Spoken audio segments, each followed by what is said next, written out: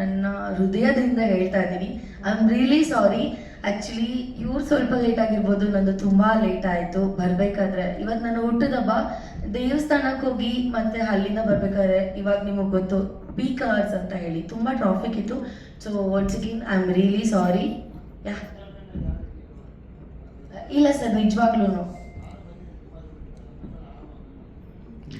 ಅವಾಗ ನಂಗೆ ಗೊತ್ತಿಲ್ಲ ಸರ್, ಬಟ್ ನಿಜವಾಗ್ಲೂ ನಾನು ಇವಾಗ ಬರಬೇಕಾದ್ರೆ 100% ಟ್ರಾಫಿಕ್ ಇತ್ತು, ಹಾಗಾಗಿ ಲೇಟ್ ಆಯ್ತು. ನಾನು ಯಾವಾಗಲೂ ಟೈಮ್ನ ಫಾಲೋ ಮಾಡ್ತೀನಿ ಸರ್. ನಾನು ಯಾವತ್ತು ಯಾರಿಗೂ ಕಾಯಿಸಲ್ಲ, ಯಾರಿಗೂ ಕಾಯಲ್ಲ. ಬಟ್ ಫಸ್ಟ್ ಟೈಮ್ ಈ ಥರ ಆಗಿದೆ. ಐ ಆಮ್ ರಿಯಲಿ ಸಾರಿ.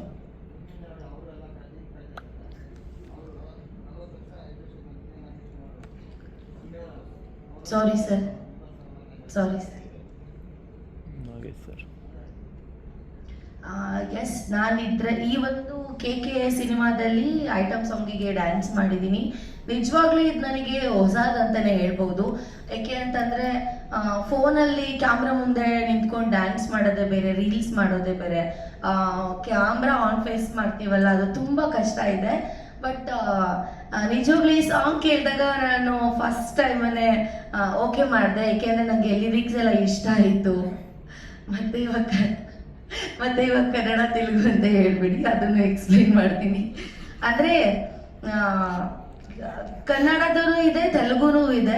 ಅಂದರೆ ನನಗೆ ಸ್ವಲ್ಪ ತೆಲುಗು ಬರುತ್ತೆ, ಹಾಗಾಗಿ ಅರ್ಥ ಮಾಡಿಕೊಂಡೆ.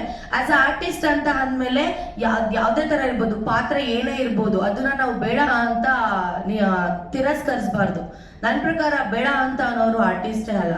ಸೊ ನಾನು ಸಾಂಗ್ ಕೇಳಿದೆ, ನಂಗೆ ತುಂಬ ಇಷ್ಟ ಆಯಿತು. ಸೊ ಒಪ್ಕೊಂಡಿದ್ದು ನೆಕ್ಸ್ಟ್ ಡೇನೇ ರಿಹರ್ಸಲ್ ಇತ್ತು, ಮುಗಿಸಿ ಸಾಂಗ್ಸ್ ಎಲ್ಲ ಮಾಡ್ಕೊಂಡು ಬಂದ್ವಿ.